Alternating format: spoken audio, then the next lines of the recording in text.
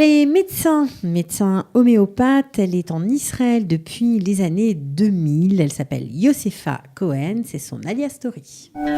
Ils ont relevé le défi de l'Alia. Alia Story, c'est vous, c'est nous. Bonjour Yosefa Cohen. Bonjour Cathy. Ravie de vous accueillir. Alors vous êtes en Israël depuis les années 2000, alors que vous étiez très bien installé à Paris, à Montparnasse. Vous aviez un cabinet depuis 1986. D'homéopathe. D'homéopathe. Vous étiez pédiatre, mais vous avez bifurqué. Depuis 78, je suis pédiatre à Paris. Voilà, à l'hôpital Trousseau, on peut le dire. Non, mais enfin, j'avais aussi mon cabinet. Oui, les deux. Et puis, de toute manière, l'hôpital Trousseau, c'était plus valable à partir du moment où j'ai eu un problème avec cet enfant dont je vous avais raconté l'histoire d'Antoine. Et après, j'ai ouvert un autre cabinet à Montparnasse. Ok, en tant qu'homéopathe. En tant qu'homéopathe, exactement. Voilà, donc vous n'étiez pas du tout pratiquante, vous aimiez bien Israël, mais pour les vacances, et vous ne pensiez pas y vivre. Non. Peut-être à la retraite. Oui, mais bon, ça ne s'est pas tout à fait passé comme ça, puisqu'un beau jour, vous avez croisé sur votre chemin une petite annonce en disant que le Rav Aviner, qui était universitaire, ça vous le saviez, organisait un Shabbat plein. À Saint-Germain-en-Laye. Voilà, et vous vous êtes dit, pourquoi pas moi, pourquoi Surtout que c'était pas cher. Et c'était pas cher, voilà. Donc vous vous êtes dit, je vais y aller. Et puis votre vie a basculé. Il m'avait basculé. C'est-à-dire qu'il a parlé que de l'Alia, alors que je pensais qu'il allait parler de la paracha de la semaine. Ok. Et bon, j'écoutais. Bon, que de l'Alia, parce qu'il était dans le cadre, c'était un Shabbat plein organisé par l'Alia Group, mais ça, vous ne le saviez pas, avec Shalom Var. Avec Shalom Var et sa femme. Voilà, mais vous n'étiez pas au courant. Voilà. Ok. Alors, vous basculez complètement, puisque l'été suivant, vous faites l'Alia. Oui, 8 mois après. 8 mois après, je fais l'Alia en août 2018. Voilà. Et puis, vous ne connaissiez pas grand-chose à la géographie d'Israël. Et pourtant... Non, je connaissais parfaitement la géographie d'Israël, oui, mais je ne me suis pas du tout intéressée à la géopolitique et à la société israélienne. Et d'ailleurs, je l'ai dit au Rav. Quand on s'est présenté, tout le monde disait « je vais faire l'Alia, je vais faire... » On était 50 familles, si on considère que moi, célibataire, j'étais une famille. Ouais. Et quand était arrivé mon tour, je lui ai dit, passez au suivant, parce que moi, je ne veux pas faire mon Alia, j'ai un nom, je gagne de l'argent. Et je lui ai montré le suivant. Et tout le monde rigolait, mais moi, je ne riais pas, parce que je me suis dit, je me suis trompée d'endroit. Le cheveu dans la soupe, quoi. Bon, apparemment, ça a bien pris quand même. La soupe a été mangée, puisque vous êtes arrivé, vous qui ne connaissiez pas la géopolitique, au Gush Katif, en plein cœur de l'intifada. La première. À cause d'eux, qu'on me donnait une petite maison, c'est des critères complètement débiles, hein, une petite maison au bord de la mer, et pendant 6 mois, je vais avoir l'Ulpan. Donc c'était en fait compte une forme de vacances, vous voyez. Alors vous êtes arrivé dans un petit village, ça s'appelait Agadid, voilà. qui était derrière Neve Dekalim. C'était beau? Non, c'était pas seulement beau, c'était le Gan Eden. Ça veut dire quoi, le Gan Eden? Ça veut dire que les portes étaient ouvertes, les enfants allaient d'une maison à une autre, et puis les plats circulaient d'une maison à une autre, et tout le monde était une famille. Tout le monde se connaissait. Vous avez été touché, j'imagine, par cette ambiance. Quand vous arrivez de Paris, où c'est que de la haine, et tout d'un coup, il y a tellement de hava, c'est le Gan Eden. Ouais. C'est le Gan Eden. Mais pourtant, vous n'êtes pas resté. Non. Pourquoi? C'est la vérité. Quand l'intifada a commencé 1 mois après mon arrivée, on enterrait, je suis désolée de parler comme ça, on enterrait tous les jours quelqu'un, des moshavim, on avait toujours, c'était affreux. La famille Cohen avait des enfants où ils ont perdu les pieds, enfin. Il y avait beaucoup de... Vous savez, quand vous arrivez d'un endroit où c'est complètement calme, entre guillemets, Montparnasse, oui, bien sûr. Et puis vous arrivez dans un endroit complètement de guerre, vous dites, mais attends, j'ai atterri où là? Vous avez dit, je suis devenue folle. Oui, et puis moi, je ne pouvais pas. C'était trop dur pour moi. Je n'arrivais pas à supporter tout ça. Voilà, de se retrouver en situation de guerre alors que vous n'aviez pas encore vraiment atterri dans votre tête. Exactement. Vous étiez encore entre deux, vous ne saviez pas vraiment si vous alliez rester. Et donc, non, rester, ça j'étais sûre. Rester dès le début. Quelles que soient les conditions, j'ai dit je resterai. Mais c'était quand même cette situation de guerre très tendue, c'était trop pour vos nerfs. C'était beaucoup trop pour une Ola Hadasha. D'accord, qu'est-ce que vous avez fait? Alors je demandais conseil au Rav Aviner et j'hésitais entre Jérusalem et Ranana. Et il m'a conseillé Jérusalem. Et j'y suis allée. Donc vous êtes allée à Jérusalem sans connaître vraiment Jérusalem? Je connaissais, mais les hôtels. Voilà, c'est ça, les hôtels. Quand vous n'habitez pas, vous ne connaissez pas. C'est sûr. Alors vous choisissez Talbier. Pourquoi?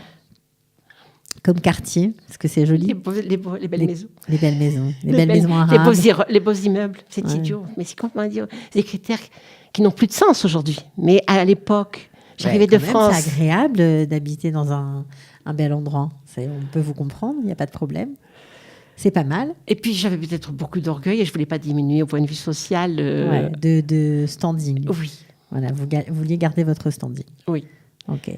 Alors, j'imagine que vous avez dû travailler dur pour ça, parce que à l'époque, ce n'est pas évident d'être médecin ostéopathe en Israël.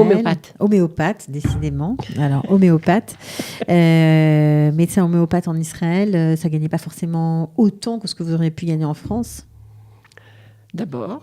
Mais quand même, comme j'étais pédiatre, si vous voulez, j'avais la porte de sortie d'être pédiatre. Mais en fait, c'était très dur pour moi de pratiquer la médecine conventionnelle. Parce que j'étais complètement sortie du cadre depuis longtemps. Depuis 14 ans. À peu près. 13-14 ans. Non, mais vous avez quand même pratiqué la médecine conventionnelle à la Coupe-Patroline. Oui. C'était pas facile non plus, hein. Pas du tout. Ça s'est pas bien passé. Ça s'est pas bien passé. Ouais, pourquoi ? Parce que je faisais une déviation de clientèle. J'orientais les gens vers la homéopathie. Un peu vers moi et un peu vers les autres homéopathes. Ouais, vous étiez un peu révolté, quoi, de voir que... C'est-à-dire que les enfants revenaient toujours avec la même pathologie, tout ce que je prescrivais ne donnait rien. Ça m'a ramené, si vous voulez, à mes premières années de pédiatre à Paris. C'était un retour en arrière. Donc quand vous avez une solution, il faut la donner, sinon c'est idiot, à mon avis. Alors, vous avez beaucoup pleuré. C'était pas simple. Non, ça n'a pas été facile. D'abord, j'étais une femme seule. Ouais. Et... Pourquoi c'est plus dur, d'après vous, de faire la lien quand on est une femme seule ? Oui, on est dans un pays très, très masculin. C'est un pays macho, Israël ? Oui. Il n'y a pas de place pour les femmes ? On a pourtant une ministre... Il faut être très battante. Il faut être très battante. Il faut, si vous voulez... Aujourd'hui, je suis battante. Mais je ne l'étais pas il y a 18 ans. J'ai toujours gardé mon caractère. J'ai un caractère très fort. Mais si vous voulez, je n'étais pas consciente de ma confiance. Je n'avais pas confiance en moi. Voilà, exactement. J'étais battante, mais pas confiante. Alors qu'aujourd'hui, grâce à Dieu, je suis une femme confiante. Ok, donc c'était compliqué parce que vous étiez une femme, parce que vous étiez seule. La parnassa, qui n'était pas la même, j'imagine, aussi. Il fallait se mesurer à ce nouveau défi. Oui. Oui, je ne gagnais pas honnêtement, c'était pas du triple, du simple au triple, du simple au quintuple par rapport à ce que vous gagnez en France. C'était un tiers. Même pas. Un tiers de ce que vous gagnez en France. Oui. Donc, c'était... Vous n'avez pas pensé à repartir à ce moment-là en vous disant... Non. Jamais. Non. Pourquoi ? Alors là, comme vous dites, c'était un défi. Là, je suis d'accord avec vous du mot défi. C'est-à-dire, j'ai décidé, j'ai été orientée par un rave, je fais confiance jusqu'au bout. Je suis seule. Les choses sont complètement à l'envers. Je suis seule, donc je n'entraîne personne avec moi. Okay. Mais aujourd'hui, je suis très contente. J'ai gagné mon défi. Vous avez galéré, mais ça valait le coup. Ah oui. Ah oui, grâce à Dieu, oui. Alors vous m'avez dit en aparté que comme les Russes n'avaient pas le choix de faire un retour arrière, ils n'avaient pas d'endroit où aller, ils ne pouvaient plus retourner en Russie. Alors vous êtes dit, il n'y a pas de raison. C'est ce que j'ai dit. Quand j'ai fermé la porte du cabinet, j'ai dit... En France donc, de votre cabinet en France, oui. J'ai dit, je t'ai terminé, je ne reviendrai pas, je fais comme les Russes, ça je me le suis dit. Et tu mangeras des pommes de terre s'il faut. Ok. Et je n'aurais jamais rien regretté. Il y a eu des moments très très bas, mais c'est pas grave parce que dans la Torah on dit, il y a des moments très bas, mais après tu remontes. Et bien, au Hachem, je suis remontée. Vous êtes remontée. Alors vous avez connu beaucoup de difficultés, des arnaques, des travaux pas terminés, des câbles harceleurs. Ça n'a pas été simple du tout. Mais aujourd'hui, comment vous vous sentez après tout ce temps passé en Israël ? Eh bien, écoutez, aujourd'hui, d'abord, premièrement, je suis mariée. Ok. Donc ça, c'était aussi un beau cadeau de l'Alia. Oui. Ok. Oui, mais pourtant, il était à Paris. Hein. Il a fait l'Alia grâce ou à cause de moi, comme vous voulez. Ok. Et puis, je lui ai préparé le chemin, puisqu'il ne savait pas grand-chose en fait, de l'Alia. Je suis mariée, donc les choses aussi sont différentes. Je suis beaucoup plus femme. Ouais. Alors qu'avant, j'étais moitié femme, moitié homme. Parce que quand vous êtes seule, vous êtes moitié-moitié. Bien sûr. Bon, Il y a des lacunes dans ma vie, entre guillemets, que je peux pas combler, mais je trouve que de m'être mariée, c'est quelque chose d'extraordinaire pour une femme. D'accord. Par rapport à votre métier d'homéopathe, vous avez pu développer votre médecine ici, parce qu'on dit souvent que c'est un pays beaucoup plus ouvert que la France à ce genre de médecine. Vous avez raison, mais aussi à Jérusalem, c'est beaucoup plus difficile. Qu'à Tel Aviv ou ailleurs ? Qu'à Tel Aviv. C'est plus hard à Jérusalem. Parce Tel Aviv, c'est une médecine qui coûte cher, les gens n'ont pas de sous, c'est ça ? Voilà, exactement. Donc on a moins facilement recours à un homéopathe. C'est ça qui est un peu compliqué. Mais vous pratiquez toujours, vous avez votre cabinet. Oui, okay. Oui, grâce à Dieu, oui. Oui, et puis j'ai beaucoup de satisfaction, beaucoup. Ouais. Vous avez une vie plus riche aujourd'hui que celle que vous aviez en France ? Écoutez, en France, j'avais une vie, je ne me rendais pas compte. J'avais une vie j'étais très riche. Je m'achetais des très beaux vêtements, les marques. Oui, les marques, la haute couture, d'accord. C'était dans le paraître. Ouais. C'était m'as-tu vu, des trucs comme ça. Aujourd'hui, ici, en Israël, on est beaucoup plus authentique, beaucoup plus, on gagne moins, on est beaucoup plus authentique, beaucoup plus profond. On ne vit pas pour l'autre, on vit pour soi. C'est ça. Et ça fait une plus grande richesse. C'est pas la même richesse, mais c'est une plus grande richesse. C'est aberrant ce que je dis. Non, mais je vous suis. Vous n'êtes pas toute seule à le dire. Qu'est-ce que vous pourriez conseiller aux médecins qui ont envie de monter en Israël, qui se disent, qui ont des familles à charge, qui se disent c'est pas facile de changer de niveau de vie pour soi, pour toute la petite famille qui est habituée à un certain rythme, on va dire. Qu'est-ce qu'on peut leur conseiller ? D'abord, premièrement, de faire très attention à l'argent. Au départ, pas comme j'ai fait, c'est-à-dire j'ai vraiment dilapidé un peu l'argent que j'avais parce que je n'acceptais pas de diminuer mon niveau social. Donc ça c'est une erreur à ne pas faire. Une très grave erreur, parce qu'ici, un shekel est important. D'accord. Donc ça déjà, faire très attention au départ avec l'argent. Ça c'est un de vos conseils. Oui.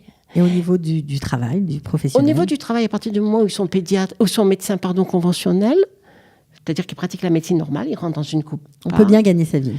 On gagne sa vie. On gagne sa vie correctement. D'accord.